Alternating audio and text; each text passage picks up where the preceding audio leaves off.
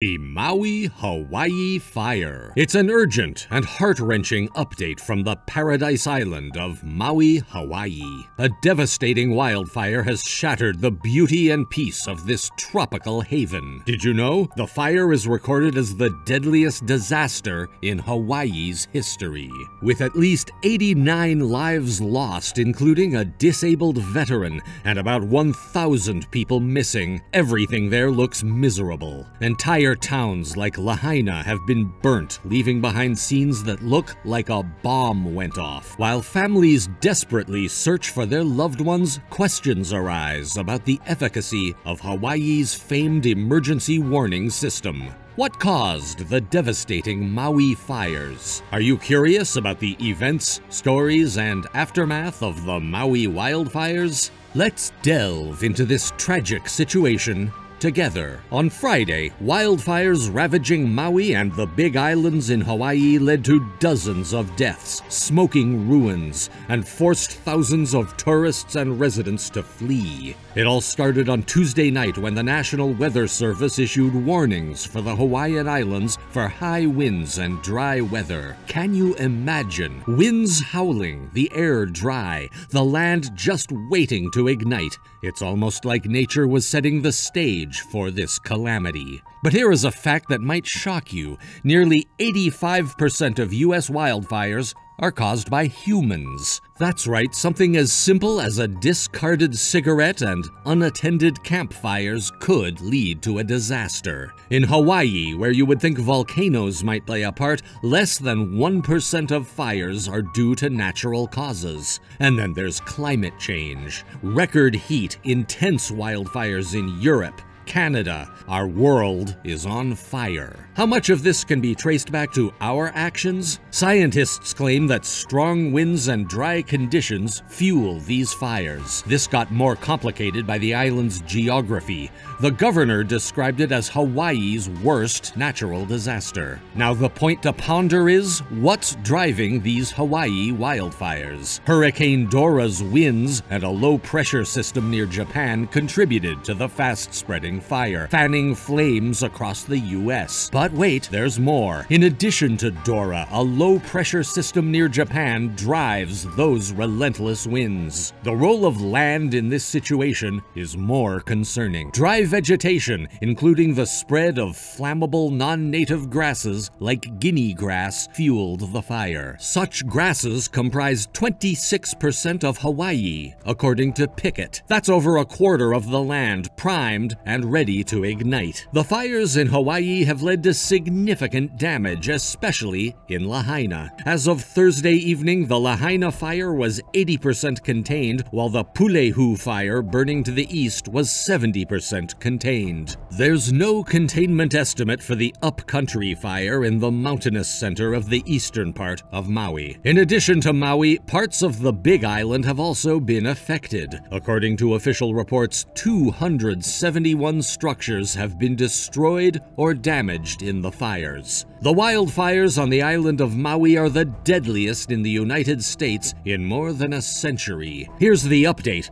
The death toll has risen to 96, and above 1,000 people are missing in the devastating Hawaii wildfire. This includes a disabled veteran who sent his family a terrifying photo of raging flames near his home. The governor said about these 1,000 people, "It doesn't mean that many have passed. We can't contact them. We can't know." What could be the reason for such disconnection? He explained, "Here's the challenge. There's no power, no internet, no phone, no radio. You compound some of that, so when we're speaking to our officers, we need them to get a satellite phone. Even so, the most important of all is the loss of life. That's going to take a great deal of time to recover from." Hawaii News Now reported that the governor visited the historic town of Lahaina devastated by a fire that destroyed more than 1,000 buildings. He said, "It's a heartbreaking day. Without a doubt, what we saw is catastrophic." He said more at the news conference. "When you see the full extent of the destruction in Lahaina, it will shock you. It does appear like a bomb, and the fire went off, if I may." The mayor of Maui said that the town of Lahaina will have to be rebuilt from scratch, and he called on hoteliers and homeowners to help those who have been displaced. People suffered a lot in this disastrous situation. One incident was regarding a family desperately searching for a disabled veteran who evacuated his home on Wednesday. Brittany Talley told media that her grandfather, Tim T.K. Williams Sr., 66, who uses a wheelchair and crutches, sent the family a dramatic photo of the fire creeping toward him in Maui as he was evacuating. He was trying to reach some shelter, but the roads were blocked.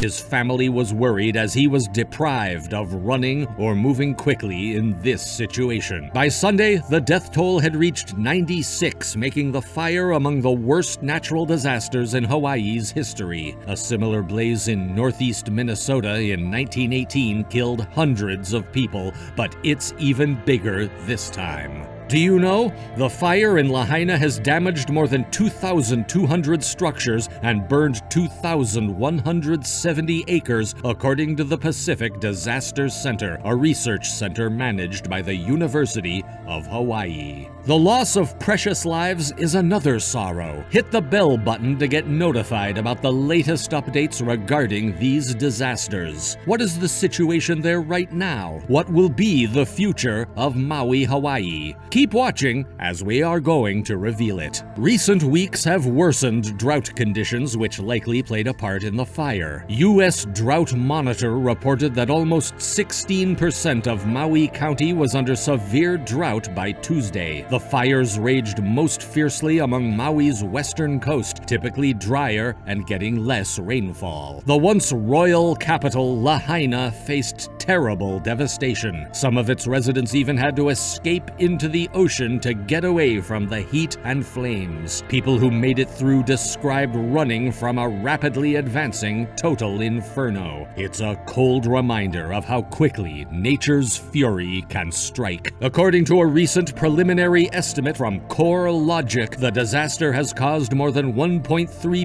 billion in residential property damage to 3,088 residences. Lahaina, an economic and tourist hub, faced vast damage to property. The city is home to at least 9,000 people and welcomes thousands of visitors daily. The company estimates that more than 2,808 homes will be rebuilt, with a total reconstruction cost of $1.1 billion. Pulehu has about $147 million in damage, and Pukalani has about $4.2 million. However, FEMA issued a statement later Saturday, the $5.5 billion figure being reported by some media outlets, but it does not reflect any damage estimations from our agency. Currently, rescue operations are being carried out and the town is closed to residents. One couple told CNN, "The police won't let us go to our home. We have lived in the same house for 50 years, since 1971. I wanted to go down there, see if anything's left, but they won't let us." They added, "We'll deal with it and wait a week or two. We will see what's left and start from scratch and rebuild." Isn't it impressive from the residents there, after all these sufferings? The Hawaiian officials and scientists agree that preparation and adaptation will be vital in facing the likelihood of similar catastrophic events in the future. With billions of dollars required for rebuilding and several years to recover, the focus must also be on protecting people and infrastructure from potential future fires. We will keep you posted with the latest disaster updates and news. Just hit this channel's like and subscribe buttons at your place. Keep us posted in comments if you are up to following our upcoming story. We would love to hear from you. See you next time.